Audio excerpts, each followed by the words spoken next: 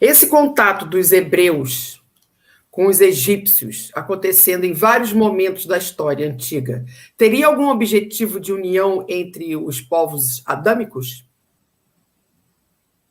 Na verdade, tudo servia a um propósito de integração. A obra de Emmanuel fala que quando os árias saem do Oriente na direção da Europa, eles vão fazendo uma miscigenação com os autóctones, ou seja, os que eram nativos do planeta Terra. Os árias são os espíritos, são o grupo que mais mescla com os nativos do planeta.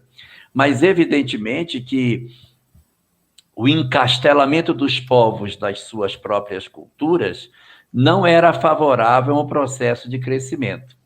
Porém, a gente não pode esquecer que o fato de um povo ser de uma determinada etnia não determina que os espíritos que vão nascer ali todos serão dessa etnia. O que eu quero dizer com isso? Eu tenho judeus, e aí os judeus foram perseguidos pelos romanos. Romanos tinham ódio de judeus. Tem ódio? Nasce judeu. Então, você odiou um grupo, você tem a tendência de nascer dentro dele, embora a capa seja a mesma, por dentro são outros espíritos. E aí você vai ver um exemplo disso bem nítido. Públio Lentulus, senador romano, no livro Há 2000 anos, reencarna Nestório, escravo de qual nacionalidade? Pois é, ele vem israelita. Então, ele era judeu, mas ele não era da outra etnia, não era romano. Então, essas etnias, elas, ainda que os povos não mesclem, a lei de causa e efeito se encarrega de fazer esse propósito. Ainda hoje isso acontece. Se nós temos conflitos entre árabes e judeus, nada mais lógico do que eles encarnarem em campos trocados para diminuírem a agressividade. Não vão conseguir.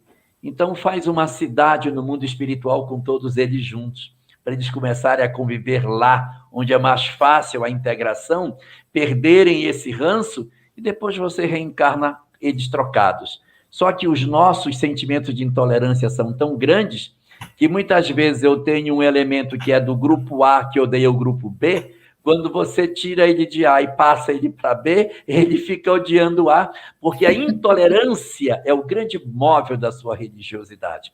Ele precisa perder essa característica para que ele consiga efetivamente caminhar na direção do entendimento mais efetivo da vida. É a lei de causa e efeito, né, Elahá?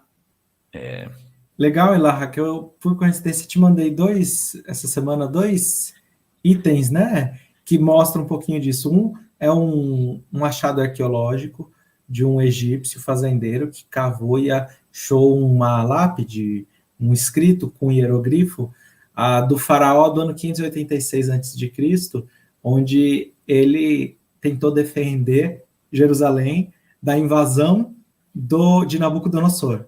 Então, é um achado arqueológico bíblico, né? Se a gente puder definir assim. Então, você vê um egípcio defendendo Jerusalém da invasão de dos babilônio. E detalhe, essa informação está na Bíblia. Agora acharam, chama Estela, o nome daquela peça, onde os hieróglifos são gravados. Aquela peça, uma estela. Outra que eu te enviei nessa semana também foi o significado cósmico dos hititas, que era idêntico ao dos egípcios. Isso foi descoberto agora recentemente, e a gente percebe, né, que o conhecimento vai se cruzando, porque um vai nascendo aqui, outro vai nascendo ali, e de uma forma geral, Elahá, existe uma afinidade entre todos esses povos, porque são todos de capela. Imagino que para um capelino seria mais fácil aquele tempo conviver com um egípcio, conviver com um ária, e próprio Emmanuel vem trazer isso para nós e falar que os mistérios do Mênfis vão aparecer na Grécia, onde a gente vai encontrar as mesmas cidades, com os nomes do Egito Antigo. Então a gente percebe isso que o Elahá está falando, ele se renascendo mudando, em outros povos. Assim como também a gente não pode ter a ilusão de que só teve capelino nesses 4 povos. É lógico que teve capelinos entre os fenícios, entre os persas, os medos, os babilônios, os caldeus, sumérios, etc. Tanto que os fenícios eram excelentes navegadores. E a Pedra da Gávea, no Rio de Janeiro, possui inscrições fenícias, percebidas desde a época de Dom Pedro II. Está, inclusive, decifrada a frase que está lá em cima. Está dito, fulano de tal, rei do Tiro. Tiro é uma cidade do litoral do Líbano, que fica bem pertinho de Israel. A cidade da família da Sâmia é lá de Tiro. Então, o rei do Tiro esteve aqui. Então, eles mandam gravar na pedra essa inscrição. E, curiosamente, a obra... E aí, se os fenícios estiveram na Pedra da Gávea, quem descobriu o Brasil? Os fenícios. Aí, quando a gente lê o livro Brasil, Coração do Mundo, Pátria do Evangelho, vai estar gravado que os portugueses, na verdade, que faziam as grandes navegações, eram fenícios reencarnados, refazendo as mesmas rotas.